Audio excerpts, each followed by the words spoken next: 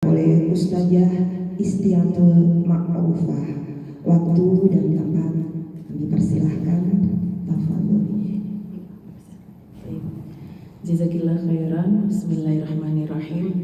Assalamualaikum warahmatullahi wabarakatuh.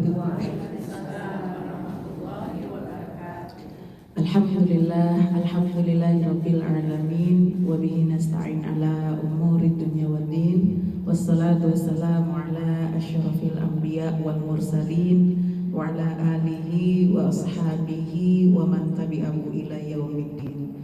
Rabbi syrah li sadri wa yassir li amri wahlul 'uqdatam min lisani yafqahu qawli. Rabbana zidna 'ilman nafi'a warzuqna 'amalan shalihan. Allahumma inni as'aluka fahman nabiyyin wa hifdzal mursalin wa ilhamal malaikatil muqarrabin. Allahumma aghnina bil ilmi wa zayyinna bil hilmi wa akrimna bit taqwa wa jammilna bil afiyah bi rahmatika ya arhamar rahimin. Amin amin ya rabbal alamin. Amma ba'd. Yang saya hormati Ibu Ketua Majelis Taklim yang baru dan para pengurus yang baru dan juga yang lama, Masya Allah, Alhamdulillah, mudah-mudahan berkah kepengurusannya kemarin-kemarin, yang baru juga mudah-mudahan membawa kebaikan-kebaikan untuk kedepannya. Dan ibu-ibu jamaah Al-Istiqomah yang Masya Allah luar biasa, selalu istiqomah, selalu bersemangat, senantiasa terlihat pada wajah-wajahnya ya, semangat untuk pengen cari ilmu, pengen jadi baik, pengen selalu bertumbuh keimanannya di hadapan Allah Subhanahu wa taala. Mudah-mudahan Allah ridho, mudah-mudahan Allah berikan banyak kebaikan-kebaikan untuk kita semuanya, diberikan keberkahan, diberikan apapun doa-doa yang kita panjatkan kepada Allah Subhanahu wa taala, mudah-mudahan diijabah dan dikabul oleh Allah Subhanahu wa taala. Amin ya rabbal alamin. Ibu-ibu semuanya apa kabar? Baik ya, sehat semuanya ya Bu ya? Sehat, alhamdulillah.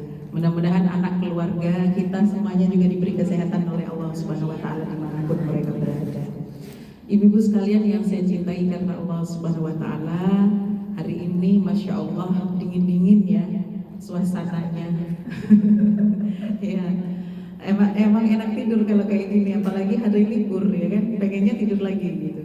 Tapi Masya Allah, ibu-ibu luar biasa, berkorban waktu, berkorban kenikmatan gitu ya. Mau jalan ke musola, mau jalan ke masjid, ke majelis taklim, insya Allah mudah-mudahan ini suatu bukti dan tanda bahwa kita ya betul-betul ingin mengamalkan dan ingin betul-betul ya Bu ya menjadi seorang muslim yang haqqan, yang pribadi muslim yang sebenar-benarnya di hadapan Allah Subhanahu wa taala. Dan mudah-mudahan langkah-langkah kita yang kelihatannya sederhana, betul ya Bu ya, kita datang ke majelis taklim, apalagi masjidnya di dalam komplek kita sendiri gitu. Oh dari jauh Bu. Masya Allah ya. Kita kalau battle jauhan mana sama saya. Masya Allah luar biasa ya. Tapi selalu istiqomah ya Bu ya. Ya.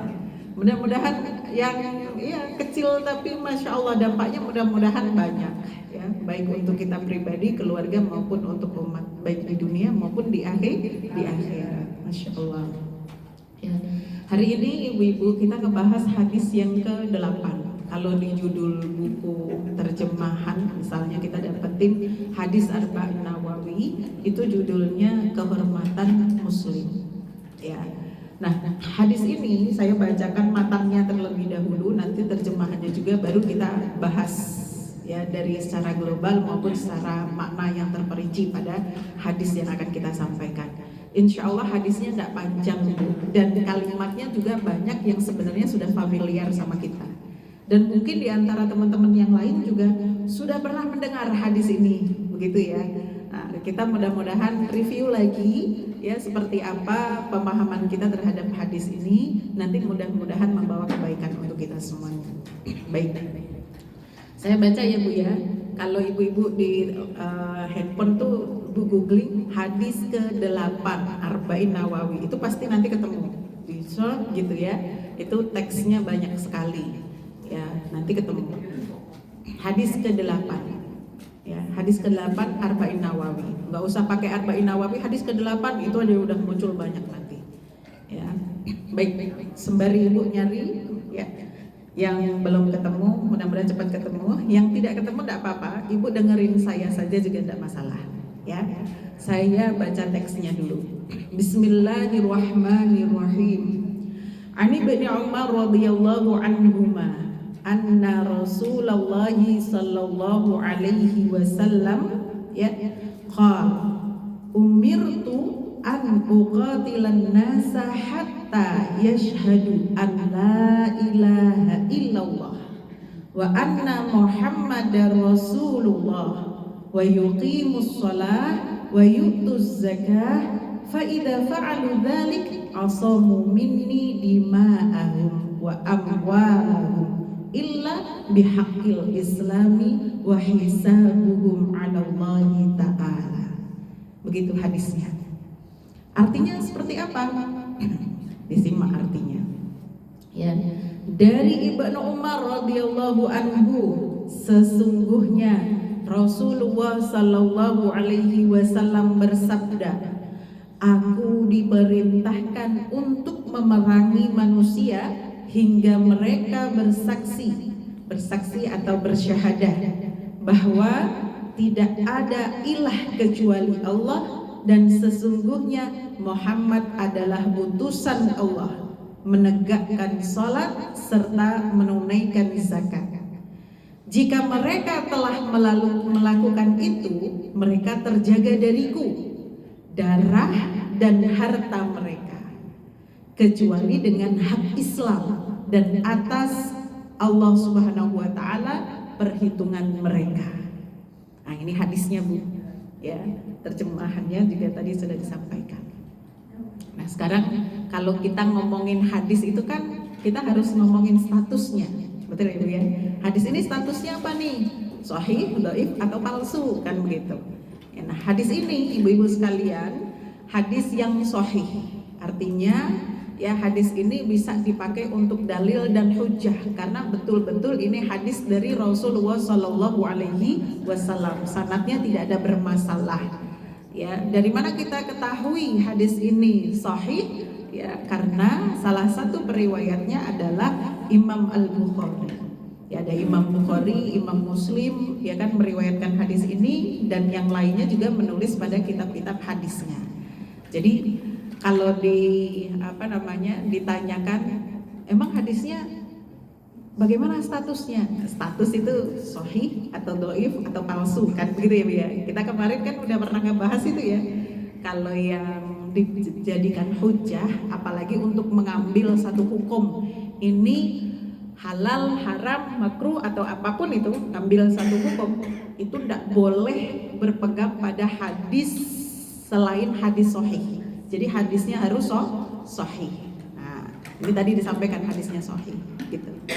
Kalau hadis dhaif itu ya kalau dipakai untuk ngomongin masalah atau mengambil hukum sahih disuruh mengambil hukum wajib apalagi Bu sunnah ya mubah dan enggak menentukan satu hukum itu tidak bisa hadis dhaif itu nggak bisa ditolak itu ya Bu ya. Tapi kalau ngomongin masalah keutamaan amal ya kan misalnya gitu ya tentang sholawat, baca sholawat ini nanti begini, kalau misalnya hadisnya dhaif gitu ya itu sebagian ulama ada yang memperbolehkan, ada yang tetap tidak boleh gitu, tetap menolak. Nah disinilah ada titik titik perbedaan di kalangan masyarakat. Karena sebagian masyarakat tuh ada yang menganggap hadis dhaif tetap bisa dipakai untuk fadhailul amal. Fadhailul amal Ibu tahu ya? Fadhailul amal itu keutamaan-keutamaan amal gitu loh Bu. Bukan untuk berbicara terkait haram halal, terkait hukum gitu nggak boleh. Kalau terkait hukum harus pakai hadis yang sahih.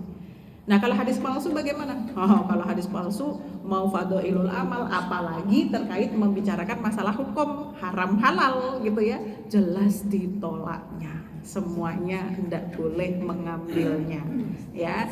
Nah, itu masya Allah kita pahami itu semuanya ya.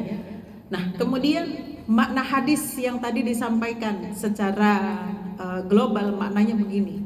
Nanti kalau kita membahas hadis ini terperinci, kita akan menemukan beberapa permasalahan penting ya yang bisa kita munculkan. Yang pertama ya, hadis ini adalah menyampaikan kepada kita tentang salah satu metode penyebaran agama Islam. Salah satu saja ya, tidak satu-satunya cara ya Bu ya, ini harus dipahami. Yaitu apa? Yaitu perang. Zaman dulu itu berbeda dengan zaman sekarang ya Bu ya.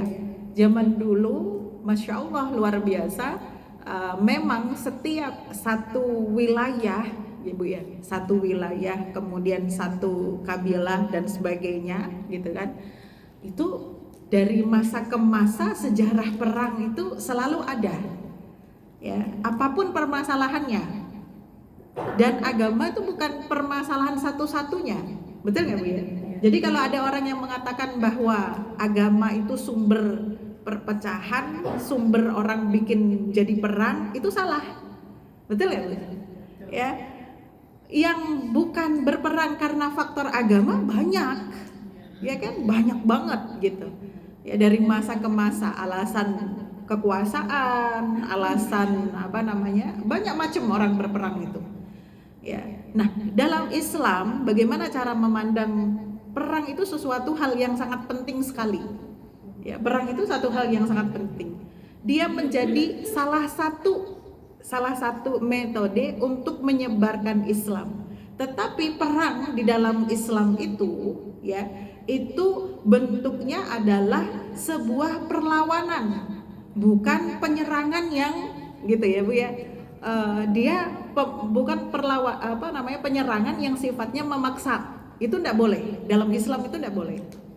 Jadi kita bisa belajar dari sejarah-sejarah atau belajar dari tarikh-tarikh gitu ya Bu ya. Belajar dari tarikh tahu ya Bu ya, artinya sejarah, sirah gitu ya.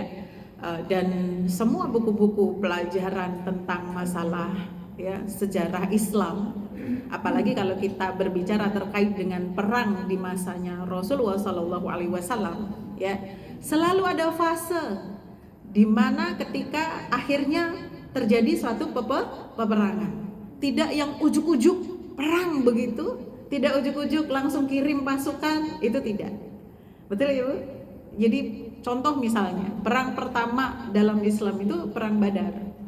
Perang Badar itu terjadi ketika masa kedua setelah hijrah ya Bu ya. Jadi itu melalui proses panjang banget. Perhatikan ketika Islam didakwahkan oleh Rasulullah SAW, mulai yang masa pelan-pelan sampai masa terang-terangan. Masa yang sembunyi-sembunyi Rasulullah berdakwah, kemudian masa terang-terangan, ya. Bagaimana masa terang-terangan ketika dakwah terang-terangan terbuka artinya gitu ya. Apa yang dialami oleh masyarakat muslim pada masa itu, orang yang kemudian mereka berislam yang tidak memiliki kekuatan dari suku-suku mereka, dari keluarga mereka, ya, mereka betul-betul luar biasa memperjuangkan agama mereka yang yang disiksa di tempat terbuka, ya, yang diintimidasi, betul ya, dan kemudian diganggu, ya, keluarganya dan sebagainya, sampai mereka ada yang meninggal dalam kondisi yang seperti itu, ya. Ini Islam masih diam saja. Rasulullah dan para sahabat-sahabat tuh tidak membalas dengan pertempuran, tidak membalas dengan menumpahkan darah orang-orang kafir yang menyiksa, yang mendolimi saudara-saudara muslim kita, yang mereka dari awal pertama masuk Islam. Maka kemudian kita bisa melihat ya Bu ya, bagaimana perjuangan Bilal bin Rabah sampai akhirnya bisa bersama dengan Rasulullah gitu. Sebelumnya di Mekah beliau itu ditindih sama batu besar gitu. Dan beliau bukan satu-satunya, betul kan? Bukan satu-satunya. Sampai pada masa di mana Islam, saudara-saudara kita, orang-orang Muslim yang bersama dengan Rasulullah SAW itu diembargo selama berapa lama Bu? 3 tahun. Ya, embargonya tuh nggak main-main loh Bu, bukan sebulan, bukan 3 hari, bukan 3 bulan gitu ya, tapi selama 3 tahun. Ya, duit ada, harta ada, tapi nggak bisa beli apa-apa. Ya, sampai mereka akhirnya mengungsi di pinggir-pinggir kota, ya Bu ya. Mereka makan rumput dan sebagainya yang bisa mereka yang mereka makan, ya. Sampai banyak di antara para wanita-wanita ya yang sakit ya dan banyak sekali, sampai salah satu yang sakit adalah Ibunda Khadijah ya, sampai beliau sakit, sampai dari pasca itu beliau meninggal dunia. Ya kan? 3 tahun bukan waktu yang pendek. Masya Allah, di embargo. Apakah umat Islam pada waktu itu kemudian membalas ya gerilya malam-malam membunuh orang-orang kafir itu? Tidak. Perhatikan itu. Ya. Pertama kali perang meletus itu justru setelah masa Rasulullah Shallallahu Alaihi Wasallam hijrah. Ya, di mana ya mereka semuanya sudah diizinkan oleh Allah Subhanahu Wa Taala berperang. Begitu. Dan itu pun diawali oleh para pasukan orang-orang kafir yang memang mereka mau menyerang orang-orang muslim yang ada di Madinah. Maka perang Badar itu nggak imbang, 1.000 orang kafir dengan perlengkapannya ya, dan hartanya yang Masya Allah full persiapan, dan orang muslim cuman 313. Kan bandingannya nggak imbang banget gitu, betul kan Bu? Ya, makanya terus kemudian terjadilah peperangan dari masa ke masa, karena memang dakwah Rasulullah nih banyak dihalangi oleh orang-orang yang merasa mereka memiliki kekuatan.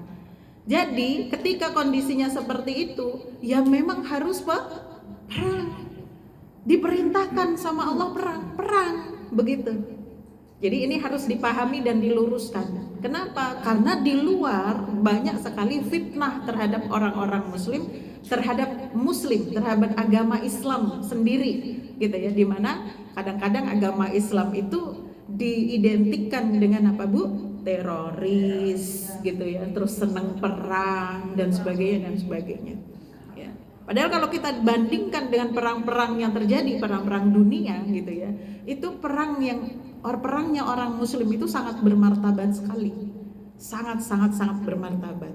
Nggak usah jauh-jauh kita mengelana ke dunia di masanya zaman kapan gitu ya, zaman sekarang aja itu bedanya udah kelihatan bagaimana para pasukan Gaza sama bagaimana ya kan orang-orang kafir ya yang kita lihat mereka orang-orang Israel itu.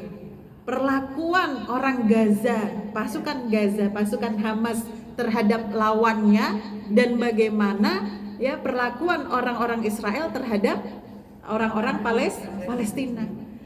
Itu membuka mata dunia. Betul nggak Bu? Ya, dan memang inilah pasukan yang mempraktekkan agama Allah Subhanahu Wa Taala. Bahkan dalam perang sekalipun mereka itu mengedepankan etika, mendepankan akhlakul karimah. Maka berapa waktu yang lalu gitu ya sempat booming gitu orang yang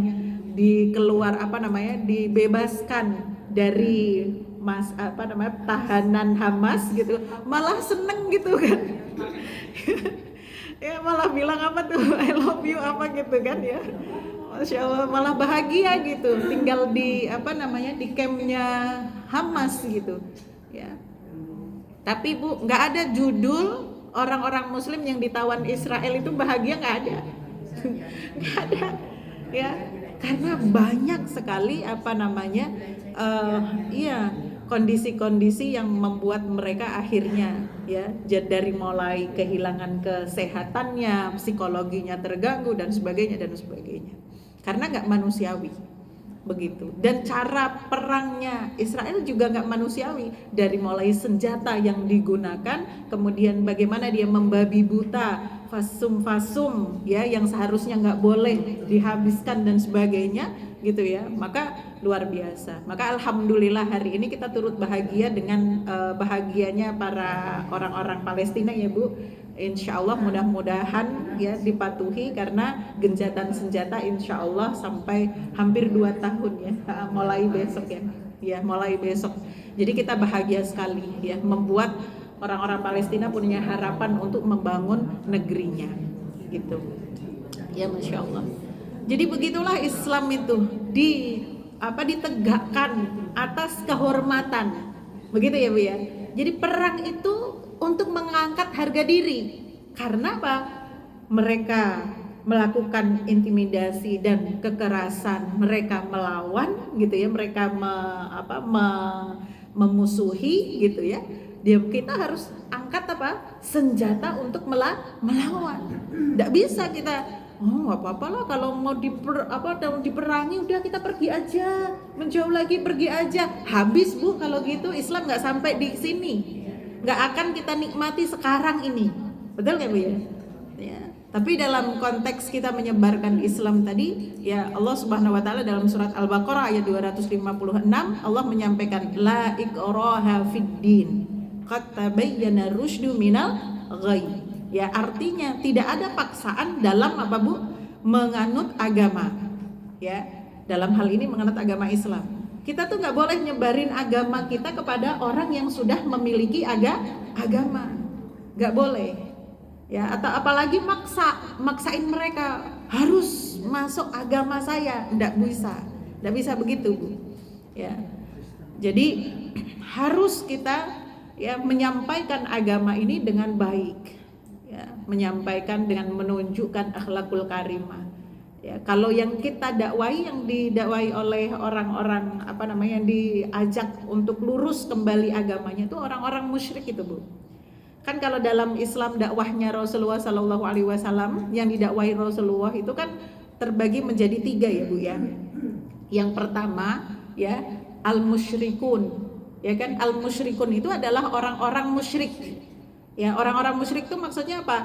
Ini orang-orang kafir Mekah, ya rata-rata yang mau di Mekah, mau di Madinah gitu kan. Orang-orang kafir yang di Mekah zaman dulu itu mereka tuh kenal sama Allah Bu, kenal mereka sama Allah, tapi mereka menyekutukan Allah. Nah musyrik itu menyekutukan, begitu. Ya inilah objek dakwahnya Rasulullah SAW itu. Jadi mereka yang sudah kenal sama Allah tapi mereka menyekutukan Allah, mereka enggak ngerti konsep ketauhidan gitu ya. Mereka enggak ngerti agama itu dilurusin sama Rasulullah gitu loh. Makanya kenapa Rasulullah mendakwahi mereka nih orang-orang musyrik gitu kan? Karena mereka ini ya sudah kenal sama Allah. Kenal sama Allah, la tusyriku billahi ahada. Makanya banyak banget ayat-ayat Al-Qur'an yang ya melarang orang untuk menyekutukan Allah, karena objeknya Rasulullah, objek dakwahnya Rasulullah itu satu adalah orang-orang musyrikin. Yang kedua ya adalah ahlul kitab. Ahlul kitab ini nggak boleh dipaksa. Ya. Tapi ya kan ahlul kitab itu diberikan pemahaman.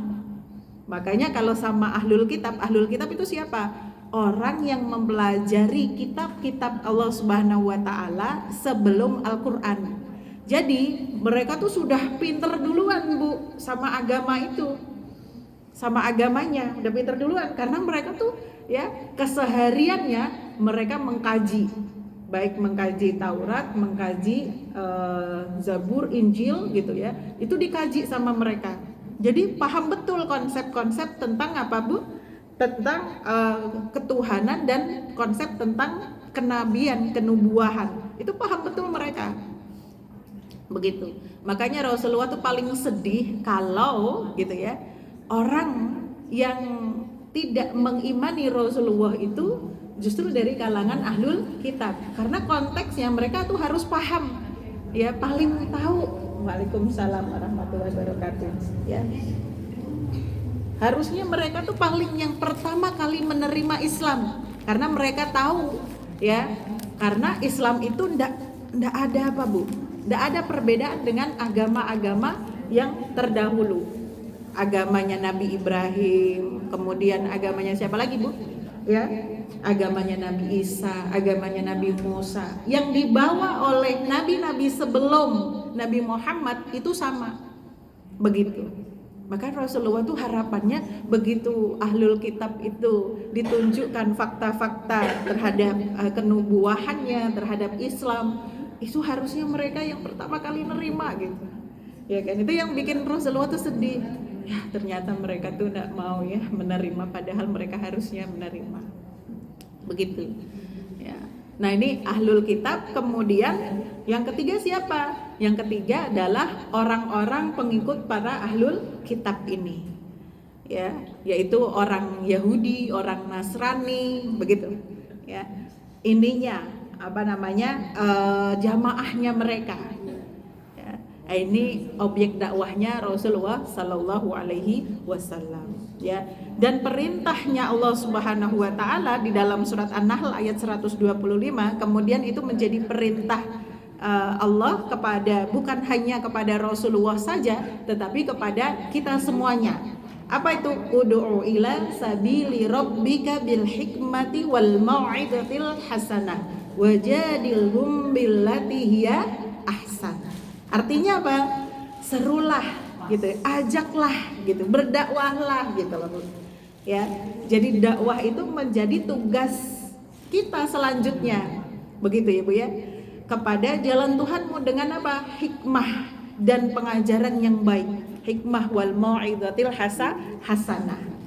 Jadi setiap kita tuh punya beban untuk berdakwah. Tapi kan kita berbeda-beda. Ada yang memiliki kemampuan ya menyampaikan ilmu seperti Bu Isti misalnya.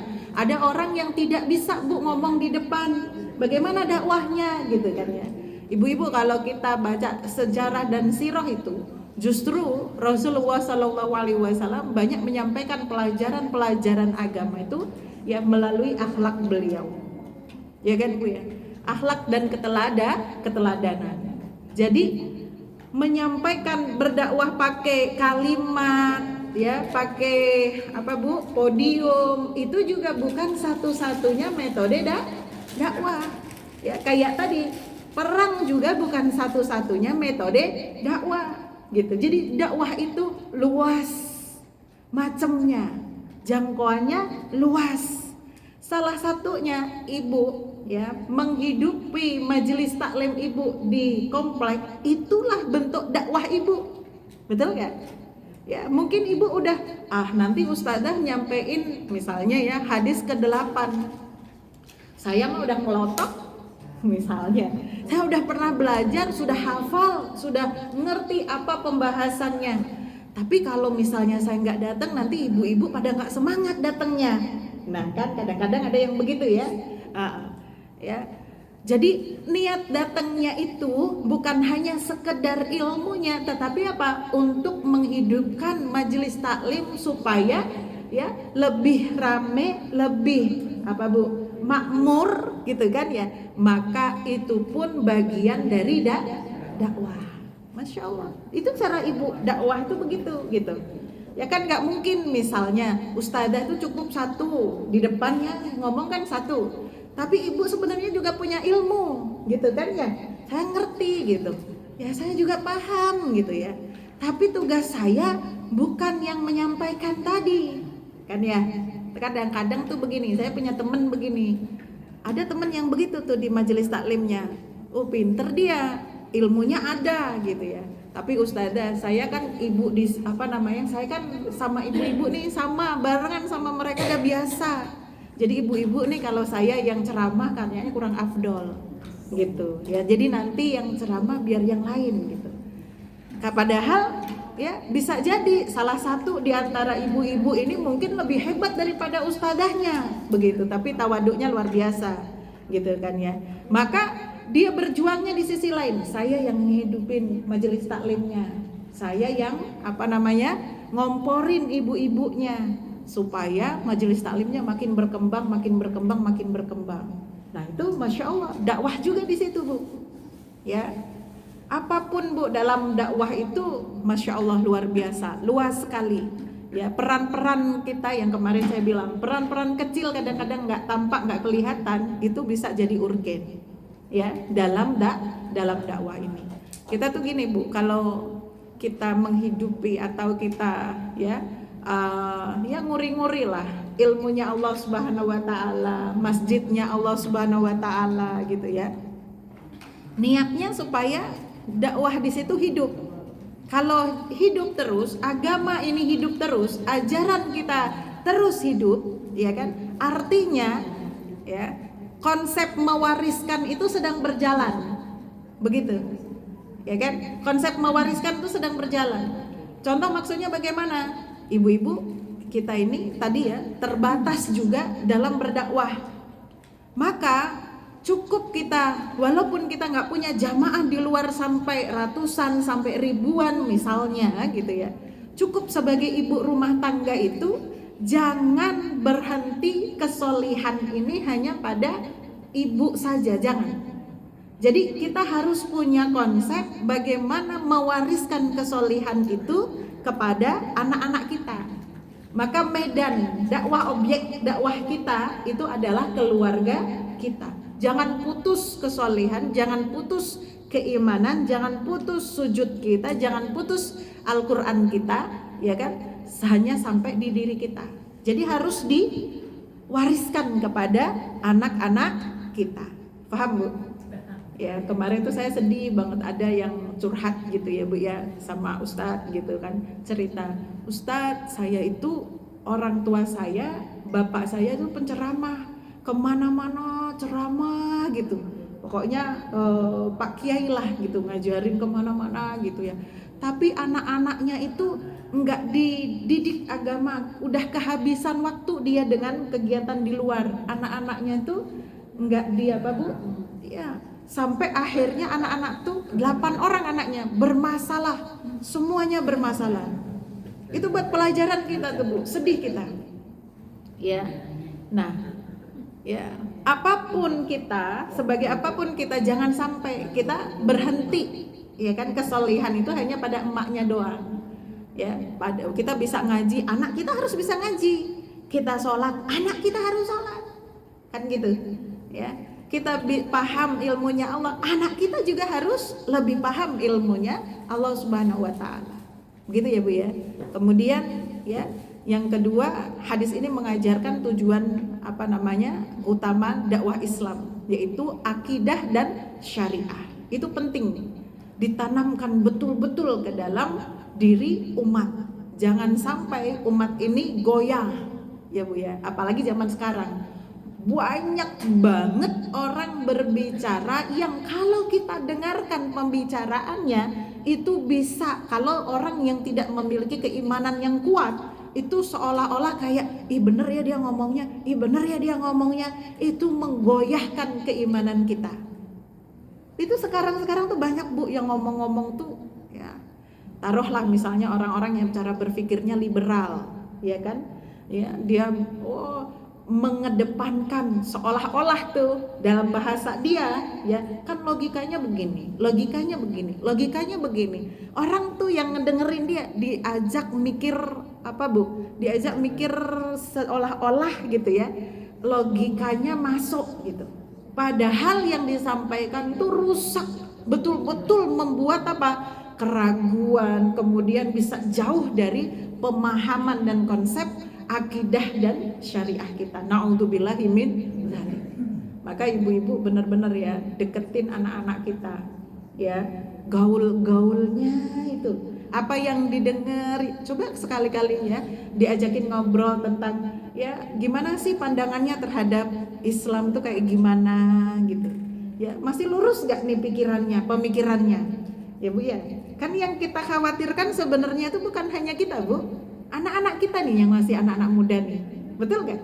Kalau kita apalagi ibu-ibu, masya Allah, dah lah ya nih kayaknya DPR-nya dah nggak diragukan lagi lah ibu-ibu nih. akidahnya Masya Allah, syariatnya luar biasa, dijalankannya Insya Allah, ya kan? Iya nggak Bu? Ya iya aja lah Ustazah. Begitu kan. Jadi benar-benar akidahnya ya. Ini anak-anak kita Bu, di era gempuran yang Masya Allah segala macam akses tuh dapat mudah dia temukan ya. Kemudian Ibu tentang menegaskan tentang keterjagaan kehormatan dan hak seorang yang sudah bersyahadah. Jadi tadi kan di akhir disampaikan gitu ya. Jadi kalau mereka faida fa'alu dzalik asamu minni dima'ahum wa amwalahum. Jadi orang muslim itu memiliki apa Bu? Kehormatan, dan kita sesama muslim itu harus ya punya kewajiban menjaga hak saudara-saudara muslim kita. Nah, ini yang perlu dibahas dengan betul ya. Kemudian ya hadis ini juga memuat bukti kewibawaan Islam ya, dimana selain sebagai agama yang mencintai perdamaian, Islam juga agama yang apa Bu? Menyeluruh dan sudah apa? Sudah begitu sempurna sebagai suatu agama ya. Sudah konsep tentang masalah agama, kalau kita memahami Islam dengan baik dan detail, itu udah ada semuanya di dalam Islam. Udah pure, udah paket lengkap lah Islam itu. Gitu ya. Jadi kalau ada yang meragukan lagi, itu justru ya dia ya kan dianya yang diragukan apa? Satu, dia bisa jadi nggak paham tentang Islam itu sendiri ya kan. Yang kedua, bisa jadi dia lebih didominasi nafsu cara berpikirnya daripada dia apa Bu? Berpikir secara fitrah dan logika gitu. Ada dua kemungkinan itu kalau dia meragukan Islam itu ya. Baik. Kemudian kita bahas secara terperinci ya. Yang pertama tadi disampaikan Ani bin Umar radhiyallahu anhuma. Ya, siapa Ibnu Umar ini? Abdullah Ibnu Umar ini adalah anaknya Umar bin Khattab. Jadi ya Ibnu Umar ini wajar gitu ya. Bapaknya Umar bin Khattab, anaknya tumbuh menjadi seorang ahli hadis yang luar biasa. Banyak para sahabat, banyak para tabi'in yang juga mengambil hadis dari beliau, ya Ibnu Umar. Dan beliau itu menyaksikan betul bagaimana ya bapaknya yaitu Umar bin Khattab ya, dalam perjuangannya di dalam menjadi seorang khalifah dan menjadi sahabatnya Rasulullah Sallallahu Alaihi Wasallam. Ya, Masya Allah, ini kalau kita lihat Umar ya Bu ya, dengan keluarganya itu kan luar biasa ya Bu ya.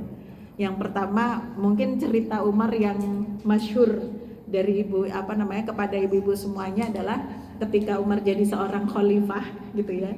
Itu ketika beliau jalan-jalan di suatu tempat di mana ya di situ banyak digembalakan binatang-binatang ternak. Ya, beliau tuh mendapati ada satu ternak yang paling gemuk sendiri, paling gede banget gitu kan. Ditanyakan itu ternak siapa ini kok paling menonjol? Padahal itu taruhlah sapi gitu bahasa kita ya Bu ya. Itu kok paling menonjol, dia kok gemuk sendiri di antara ternak-ternak yang lain begitu kan. Ya. Ternyata ya usut punya usut katanya gitu kan. Para penggembala itu cerita, itu ternak punya anakmu gitu kan. Dipanggillah anaknya. Masya Allah, itu perkara ternak loh Bu. Ternak yang paling gemuk gitu kan di antara ternak yang lain, dipanggil di sidang ya, dan itu dianggap dia memanfaatkan apa Bu? Memanfaatkan kedudukan bapaknya, berlaku semena-mena. Berlaku semena-mena gimana gitu kan ya, cara mikirnya kita gitu kan ya. Jangan sampai, kata Umar tuh kan ya, jangan sampai orang tuh sungkan atau enggan terhadap kamu gitu karena bapakmu ini yang jadi apa? Seorang khalifah. Bisa jadi kan dia mikirnya gini, yang lain punya ternak ya kan, karena ini anaknya khalifah gitu kan ya, maka binatang ternaknya itu dibiarkan saja ya, bebas makan gitu sekenyang-kenyangnya sampai dia gemuk sendiri. Yang lain merasa oh nggak apa-apa biarin aja, itu kan punyanya apa Bu, punya anak khalifah, anak presiden lah bahasanya. Ya, yang lain pada minggir gitu. Itu binatang loh Bu. Padahal kalau udah diternak begitu kan bebas ya Bu ya, pada dibiarin gitu biasanya. Nah itu jadi temuan buat Umar bin Khattab, Masya Allah. Itu kalau kita nyari pemimpin yang kayak gitu kan ya Bu ya, luar biasa, sulit gitu kan. Yang ada kan ya Bu ya, dikasih karpet merah, bahkan sesapi-sapinya kasih karpet merah. Bukan cuma anaknya kasih karpet merah gitu ya, Masya Allah. Ya tapi itu memang luar biasa. Ya kita menjaga seperti ini kadang-kadang gitu loh Bu. Kadang-kadang ibu-ibu mau jujur apa enggak nih ya. Kadang-kadang kita kalau jadi penonton ya itu kita kok curang gini. Tapi kalau ibu menjadi orang yang punya posisi ya kan, kadang-kadang tuh nggak sadar kita gitu kan, pengennya anak kita, keluarga kita yang berhubungan dengan kita pun dapat privilege, betul nggak? Kadang-kadang begitu gitu. Nah tergantung orangnya, kesolihan, kepahaman, kejujuran, keamanahan, ya kan, itu semua mempengaruhi. Ya, maka kita tuh mulai dari kecil tuh peran kita dari kecil tuh ya, dari yang kita jadi apa, kita sebagai siapa gitu, itu nggak usah merasa paling penting, bener nggak Bu? Nggak usah merasa harus dikasih privilege yang lebih gitu, karena semua itu pasti ada pertanggung jawabannya sebagai apapun kita. Ini kalau kita berbicara keluarganya Umar. Ya, Masya Allah itu sosok pemimpin yang luar biasa, jadi pelajaran buat kita semuanya. Kemudian beliau mengatakan begini, Abdullah bin Umar ya, anna Rasulullah sallallahu alaihi wasallam qala, sesungguhnya Rasulullah bersabda, umirtu, aku diperintah, maksudnya adalah Rasulullah diperintahkan Allah Subhanahu wa taala ya, untuk melakukan sesuatu. Ini perintah dari Allah Subhanahu wa taala. Apa perintahnya? An uqatilan nas, yaitu untuk memerangi manusia. Bagaimana memerangi manusia? Memerangi para musyrikin. Ya, orang-orang musyrik tadi ya Bu ya. Jadi kalau saya bilang musyrikin, Ibu langsung paham ya. Yang dimaksud itu siapa? Gitu. Orang yang sudah kenal sama Allah tapi menyekutukan Allah gitu. Maka seperti yang tadi disampaikan, enggak yang ujuk-ujuk berperang, tetapi adalah ya ada fase, ada tahapan-tahapan sampai perang itu terjadi. Maka perintah untuk perang itu Bu di dalam Al-Qur'an itu banyak, bukan hanya dalam hadis. Ya, di dalam Al-Qur'an itu banyak. Contoh misalnya seperti di dalam surat At-Taubah ayat 5. Allah Subhanahu wa taala menyampaikan, faqtulul musyrikina haitsu wajadtumuhum. Perangilah orang-orang musyrik di mana saja engkau temui. Gitu. Maksudnya kalau ada orang-orang musyrik ya, orang-orang yang menyekutukan oleh Allah Subhanahu wa taala, nah ini objek dakwah kita. Ya, sampai mereka paham betul tentang konsep tauhid, tentang konsep ilahiyah, ya Bu ya. Terus kemudian ya memurnikan Allah Subhanahu wa taala, maka gitu ya. Itu tugas kita terus untuk apa? Untuk memberikan pemahaman dan untuk berdakwah kepada mereka.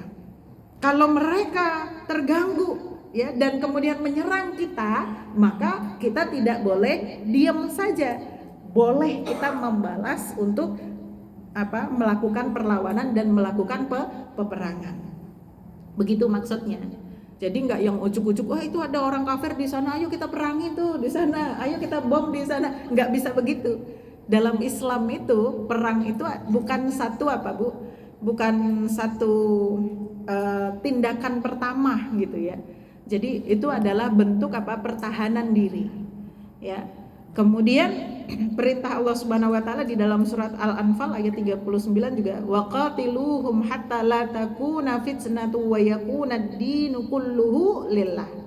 Itu dalilnya ya, perangilah mereka sampai tidak ada lagi fitnah dan agama bagi Allah semata ya, betul-betul mereka paham bahwa konsep ketuhanan itu sebagaimana yang diperintahkan oleh Allah Subhanahu wa taala kepada Rasulullah sallallahu alaihi wasallam dan umatnya.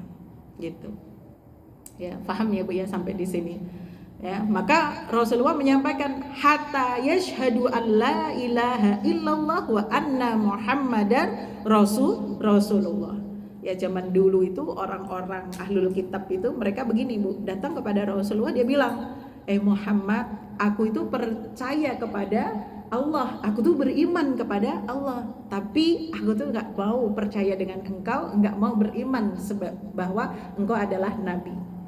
Itu nggak bisa, ya, karena Islam itu memiliki konsep yang sudah ya syumul, kesempurnaan Islam itu adalah asyhadu alla ilaha illallah wa anna muhammadar rasulullah. Itu sesuatu yang sepaket, nggak boleh ditinggalkan, nggak boleh hanya sebagaimana tadi disampaikan orang Yahudi hanya beriman kepada Allah tapi nggak beriman kepada Rasulullah, nggak bisa.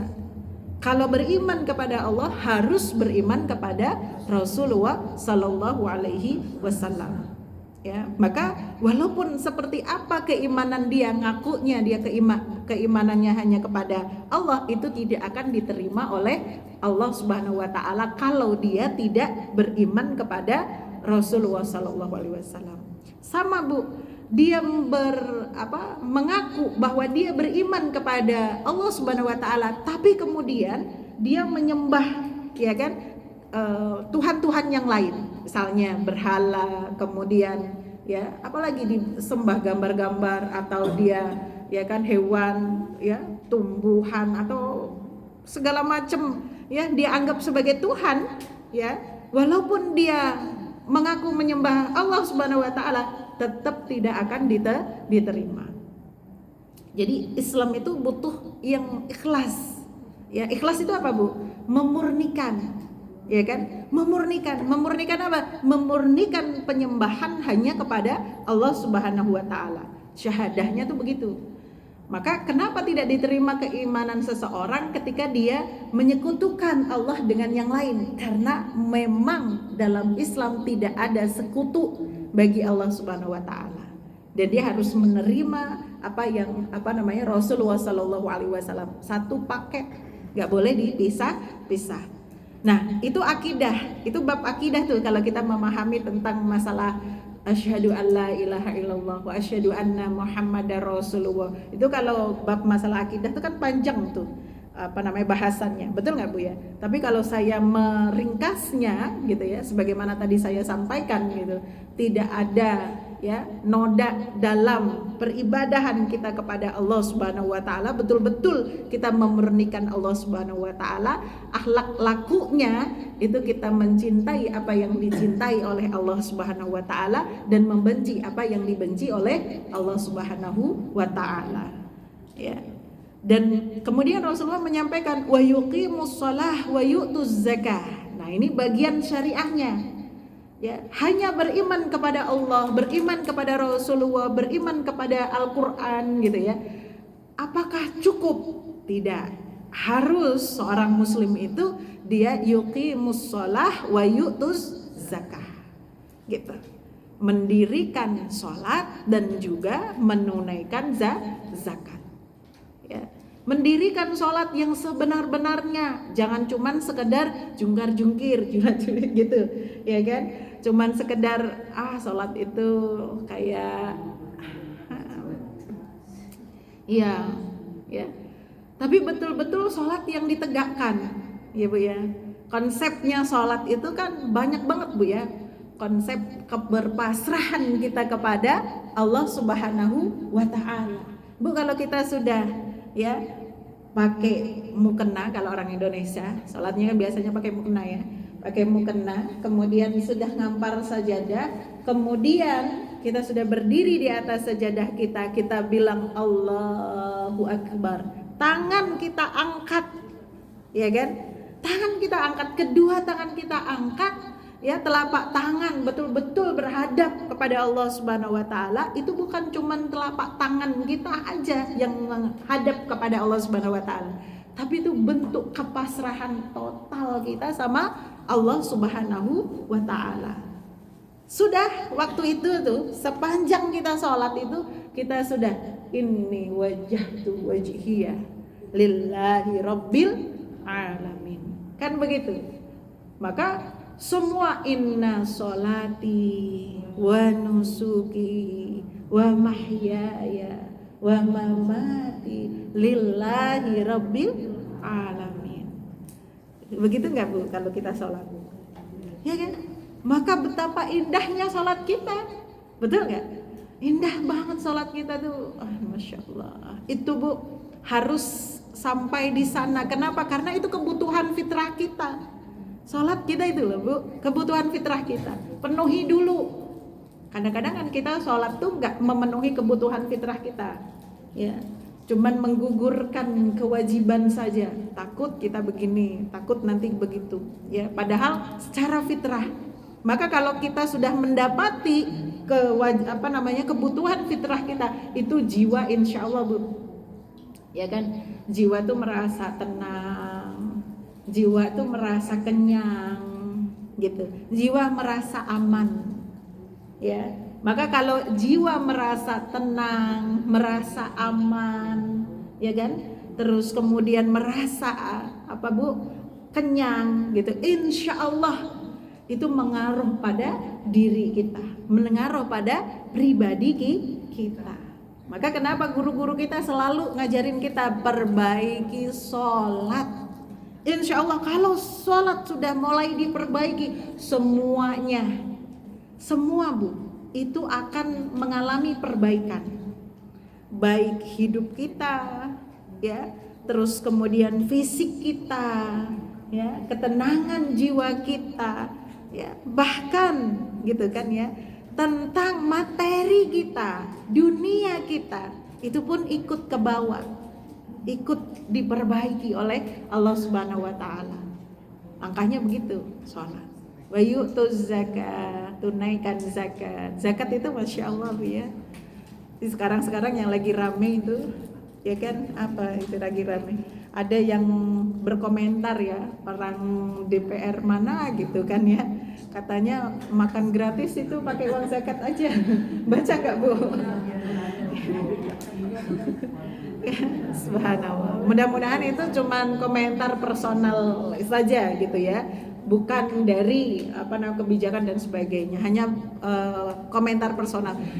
Kelihatan banget orang yang komentar itu nggak paham tentang konsep zakat, ya kan? Kalau zakat itu kan dikeluarkannya kepada 8 asnaf yang sudah jelas, iya Bu. Kan yang sekolah nggak semuanya duafa, betul kan Bu ya? Bukan semuanya fakir yang sekolah, ya kan, jelas-jelas nggak masuk dalam 8 asnaf. Mungkin ada, tapi nggak semua. Bagaimana cara membedakan ini yang nanti dibiayai zakat adalah para, ya kan, duafa, para ini, cara membedakannya bagaimana gitu kan. Sementara yang sebagiannya nanti, ya kan, yang tidak masuk asnaf itu dari pemerintah misalnya. Jangan kasih ide Ustazah, jangan. Malah jadi rumit gitu ya Bu ya. Masya Allah ya. Maka kita harus paham ibu-ibu. Saya sering menyampaikan di kajian-kajian atau dimanapun, ibu-ibu yang mau berzakat tuh harus tahu ilmunya, ya. Hartanya berapa, zakatnya berapa, udah masanya atau belum, dihitung, ya Bu ya, dihitung. Jadi jangan sampai, saya sering dapat kasus, beliau sering menyampaikan gini, Ustazah, saya setiap kali infak saya, ya, niatkan itu zakat saya. Setiap kali saya sedekah saya niatin zakat saya gitu. Terus gitu kan ya. Ya saya nggak pernah ngitung. Saya nggak pernah ngitung hartanya seberapa, pasti yang jelas sudah lewat dari wajib zakat gitu. Dia muzaki gitu. Zaman sekarang orang duitnya masya Allah banyak banget. Saya heran gimana cara nyarinya. Karena banyak yang flexing gitu, kayaknya banyak yang kok banyak banget duit gitu ya, sampai di bawah koper apa segala macam, kok gampang banget orang nyari duit kayaknya gitu ya.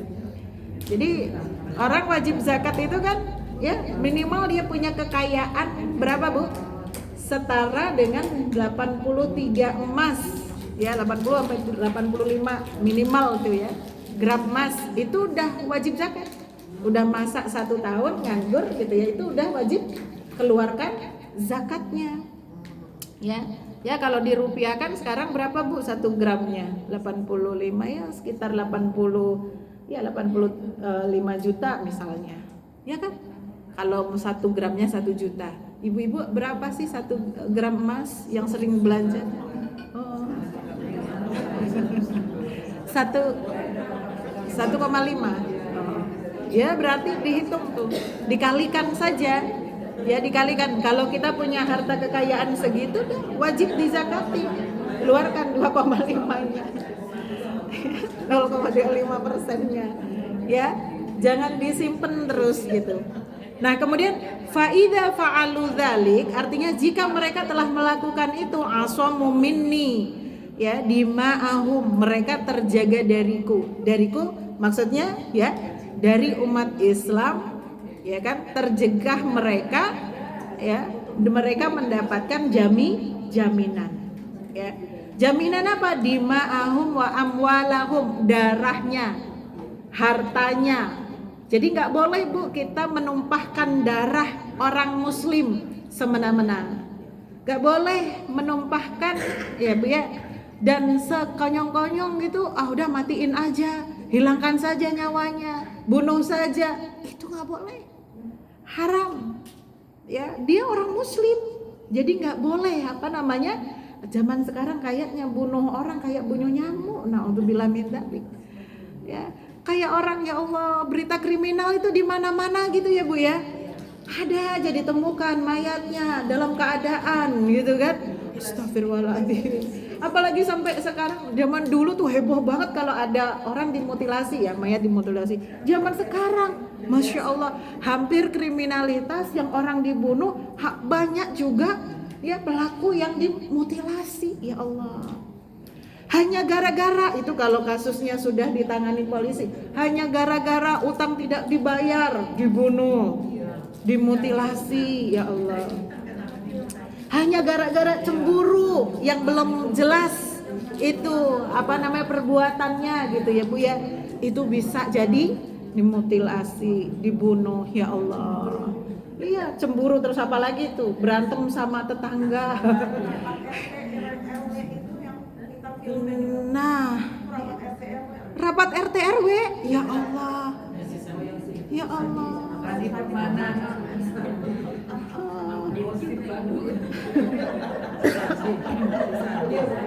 ya Allah, ya padahal dalam Islam itu Bu, membunuh seorang Muslim itu sama dengan membunuh satu kampung, satu kaum, ya kan? Jadi betapa nyawa dalam Islam tuh betul-betul dihargai, dijaga. Sampai kalau ada orang yang gitu ya, dia ngebunuh gitu kan, membunuhnya tidak dalam hak Islam gitu ya. Itu satu nyawa kalau dia minta diampuni sama keluarganya, ya Bu ya. Minta diampuni nih sama keluarganya, itu dia harus membayar denda 100 ekor onta. Iya, 100 ekor onta. Jadi jangan zaman sekarang bahkan kadang-kadang nih mohon maaf nih aparat ya kan salah tembak gitu kan. Alasannya nih salah tembak, salah tangkap gitu kan.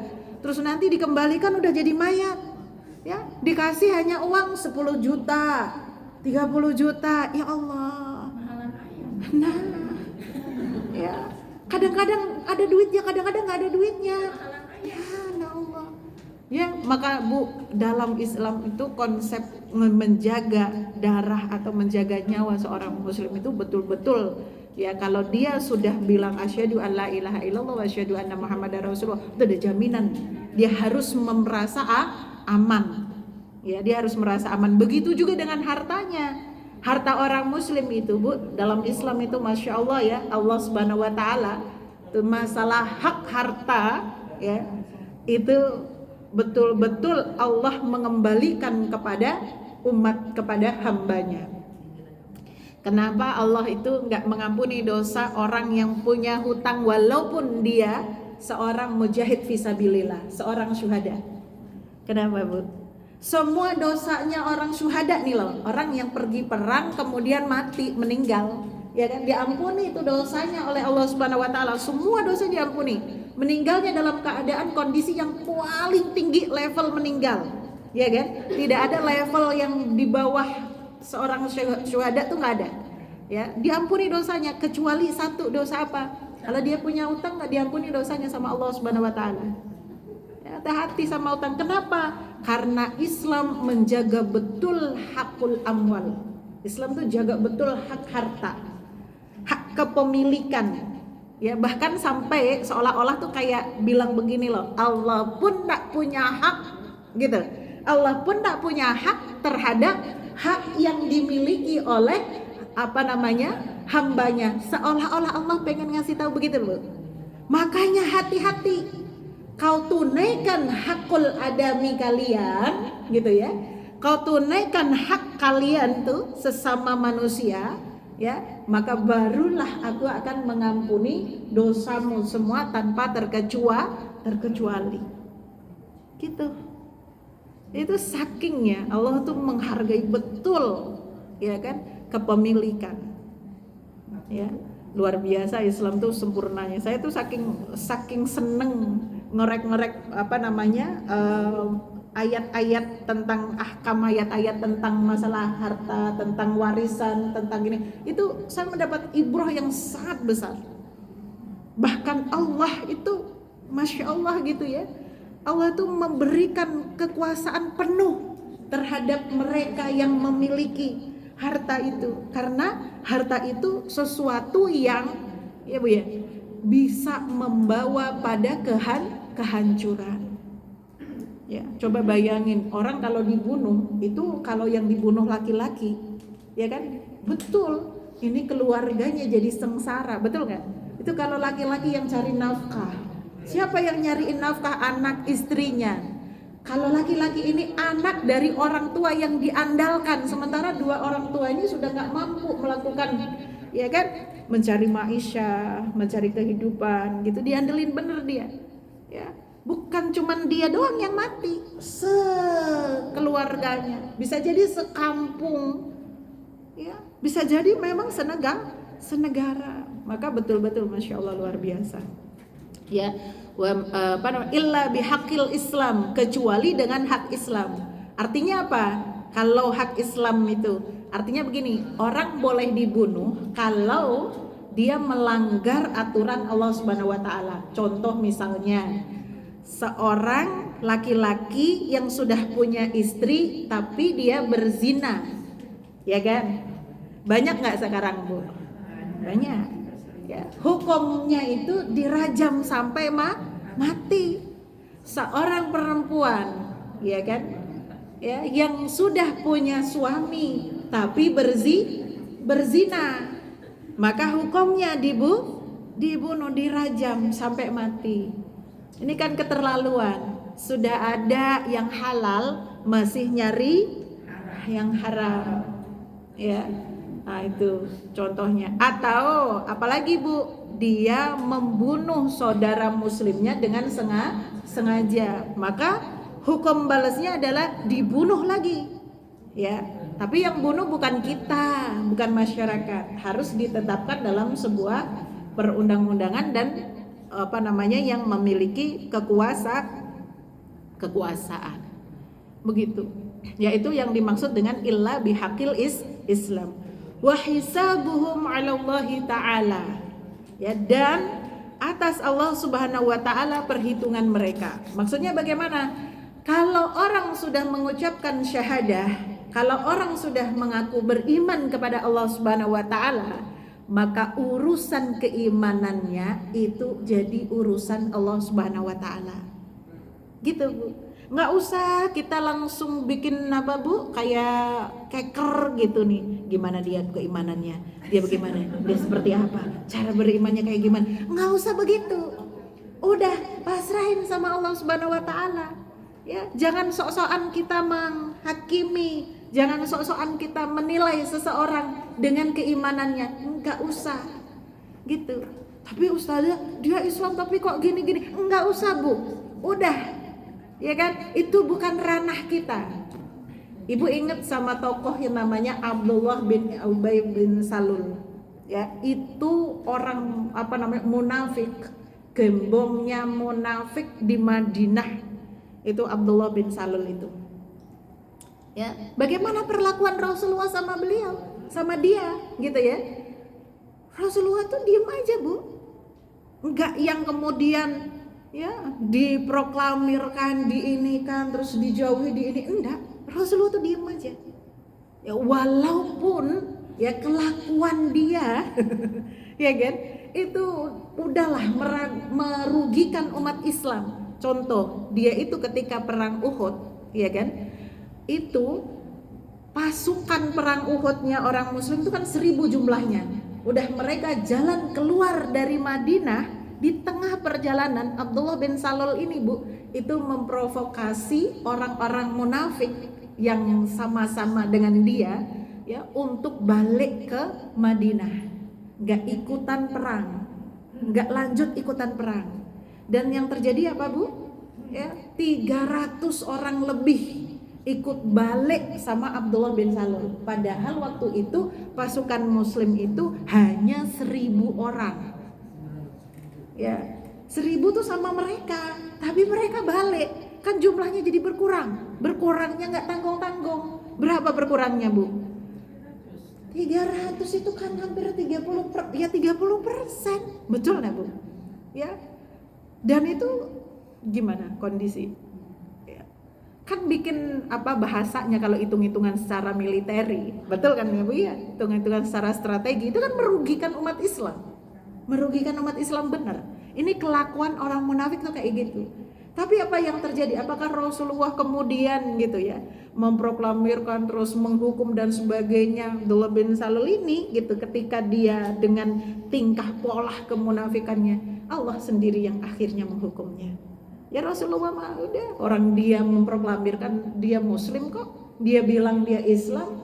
Kalau datang ke kelompoknya, datang ke halaqah, ya ke kajian, datang dia, walaupun hatinya tuh penuh dengan kedengkian sama Rasulullah, walaupun di hatinya itu ada kebusukan yang luar biasa, ya, walaupun gitu ya Bu, dia memandang sama Rasulullah tuh enggak dengan pandangan ridho. Tapi Rasulullah mah diem aja. Gimana dong? Pernah dia omongin sama sahabatnya? Enggak pernah. Pernah dirasain, digosipin sama Rasulullah sama sahabatnya, Bu? Enggak pernah. Dibahas, apa nih yang harus kita lakukan dengan para ini Abdullah bin Salul? Pernah begitu? Enggak pernah. Enggak pernah. Rasulullah mah diem aja. Cuman Rasulullah punya catatan saja, dan itu yang tahu cuman Hudzaifah, satu orang saja.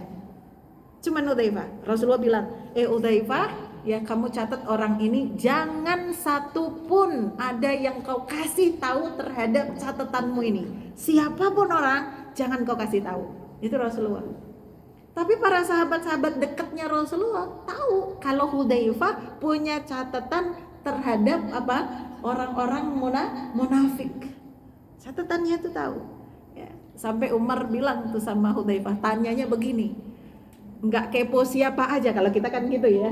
Hudzaifah, yang ada di dalam buku catatanmu tuh siapa aja? Kita kan pasti gitu ya. Yang kepo kita udah pede aja, pasti nggak ada di situlah kita ya. Tapi kalau Umar nggak, Bu, nanyanya gini, Hudzaifah, adakah aku dalam catatan bukumu itu, gitu ya, adakah aku dalam catatan bukumu itu? Apa kata Hudzaifah, Bu? Ini Hudzaifah jawabannya luar biasa ya. Hudzaifah jawabnya begini, Umar, apakah kamu punya amalan yang satu amalan aja yang orang tidak tahu amalanmu tersebut? Ada nggak amalanmu yang orang tuh nggak tahu kalau kamu mengamalkan itu? Ya, dia begini, ada, maka sudah selamat kau. Gitu. Ya, ini kalau kita ditanya begitu, kira-kira kita pusing nggak jawabnya? Ya Allah, ya satu amalan yang orang lain nggak tahu. Masya Allah, itu ciri orang yang benar keimanannya tuh, Bu. Orang yang ikhlas tuh begitu, bukan orang munafik. Ya, munafik yang kecil itu juga mudah-mudahan ada hilang dari diri kita ya Bu ya. Hatinya bersih insyaallah. Amin ya rabbal alamin. Jadi jangan sok-sok kita nilai ya Bu ya. Oh itu Islamnya kayaknya gimana, oh itu kayaknya dia, kok dia begini ya. Ngapain Bu kita ngurusin orang lain, dan kita sendiri nih loh kita. Betul ya Bu ya? Ini kita jangan-jangan nih seandainya kita hidup di zamannya Rasulullah nih, kita masuk gak sih di dalam bukunya Hudzaifah? Ya kan? Ya, nah itu aja gitu. Ya ternyata memang kita tuh harus kekernya kita itu diarahin ke diri kita sendiri. Hisabnya ya kita itu harus menghisap diri kita sendiri, bukan orang lain. Karena kalau dia udah mengaku Islam, dia beriman, maka urusannya udah serahkan sama Allah Subhanahu wa taala. Lagi kadang-kadang kita juga gitu. Aduh Bu, kesian ya teman saya begini ya kan, contoh gitu kan ya. Ya gimana dong Bu? Kita nggak punya kuasa sama orang lain, maka apa yang terjadi? Serahkan saja dia sama Allah. Dah serahkan aja sama Allah. Fahasbi. Ya cukup insyaallah. Ya al-haqqu min rabbikum fala takunanna minal mumtarin. Ya mudah-mudahan Allah ridho kepada kita semuanya. Mudah-mudahan kita dibersihkan dari sifat-sifat kemunafikan dan ya Bu ya dosa-dosa hati dan sebagainya. Ya mudah-mudahan dimudahkan segala urusan kita. Ya mudah-mudahan Allah ampuni semua dosa-dosa kita. Mudah-mudahan Allah luruskan selalu ya kan diri kita senantiasa ikhlas karena Allah Subhanahu wa taala. Al-haqqu min rabbikum fala takunanna minal mumtarin. Wassalamualaikum warahmatullahi wabarakatuh. Waalaikumsalam.